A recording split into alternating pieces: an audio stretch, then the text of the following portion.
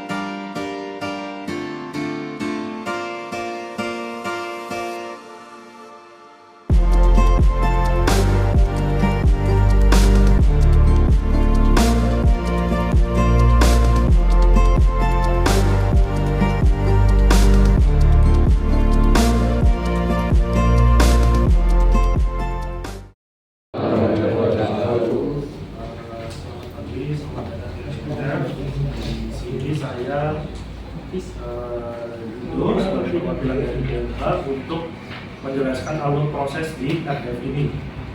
Mungkin dari yang teman-teman tahu RDF itu apa sebelum dijelaskan, sudah ada yang tahu atau belum?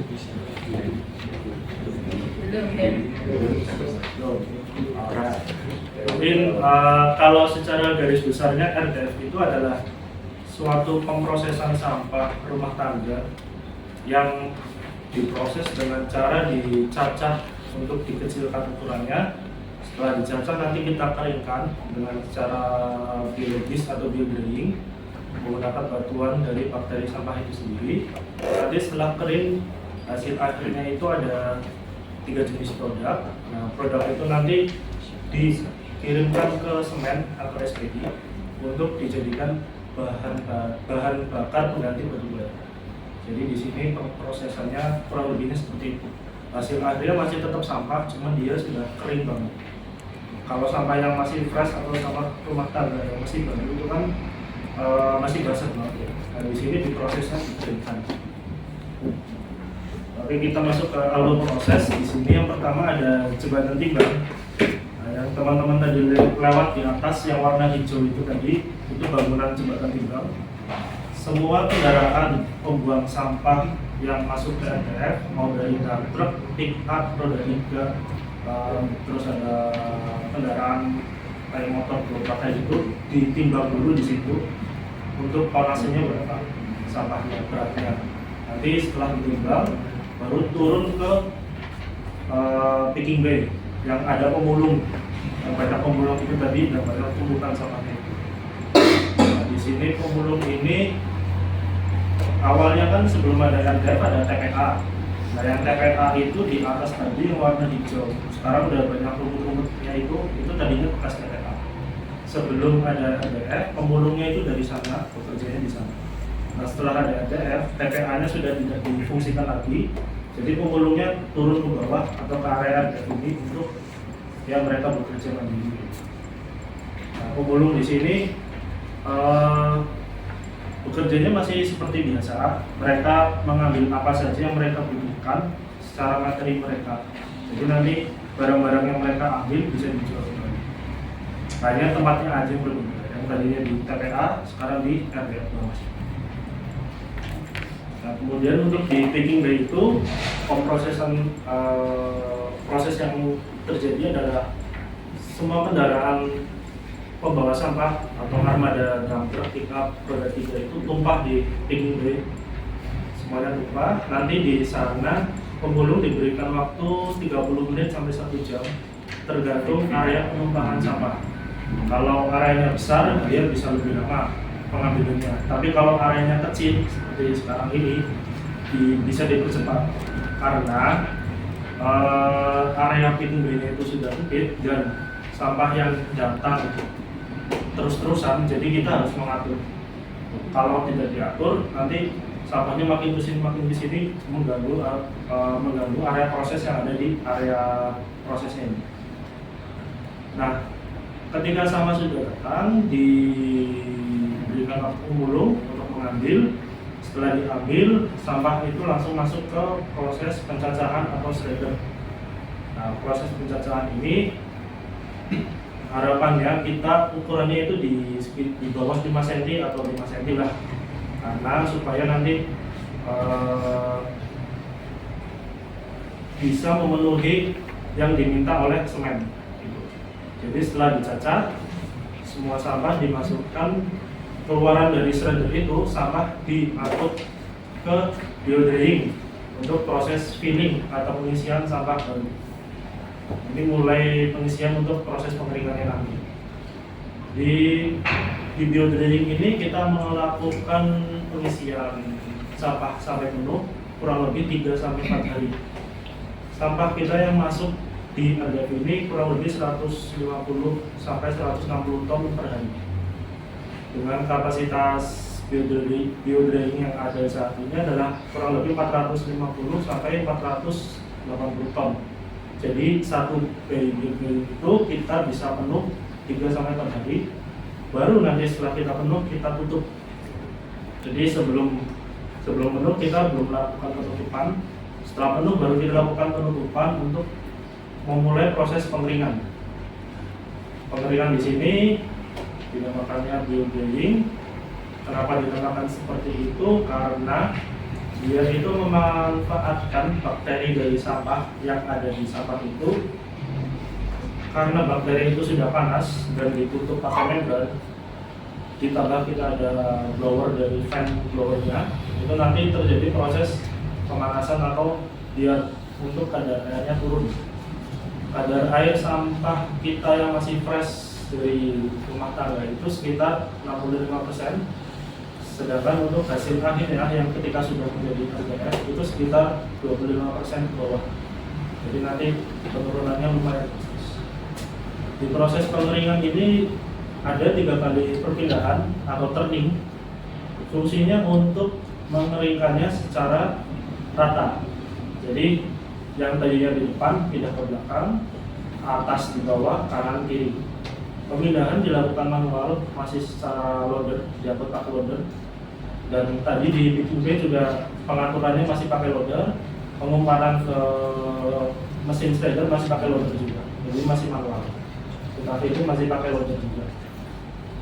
Pemindahan ini terjadi 3 kali dalam rentang waktu 21 hari.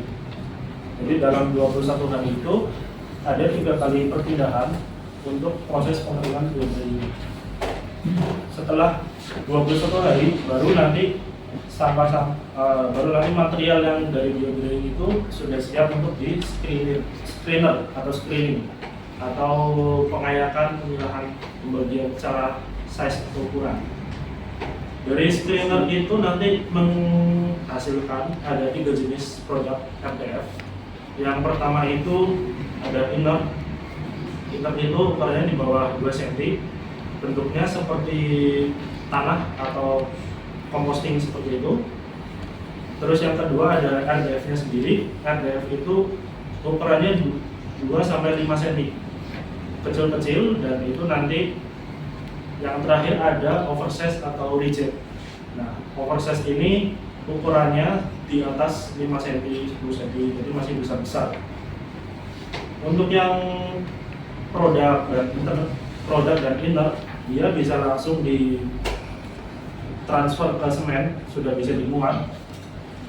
Untuk yang oversize atau reject, dia harus dicacah kembali, cacah ulang tersendiri tanpa digabungkan dengan sampah fresh atau adhesive. Jadi karena dia sudah kering, cuman dia size-nya masih besar, jadi masih harus ada tahap pengolahan pemrosesan lagi, yaitu dicacah ulang.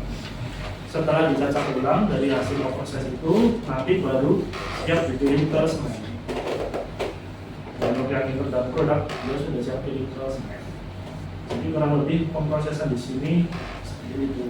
Simple, tapi dia mungkin karena teknologinya masih baru dan dia masih cukup yang salah satu yang pertama di Indonesia. Jadi kita prosesannya simple, tapi memang teknologinya baru. Kurang lebih seperti itu yang terjadi pemrosesan RDF di sini.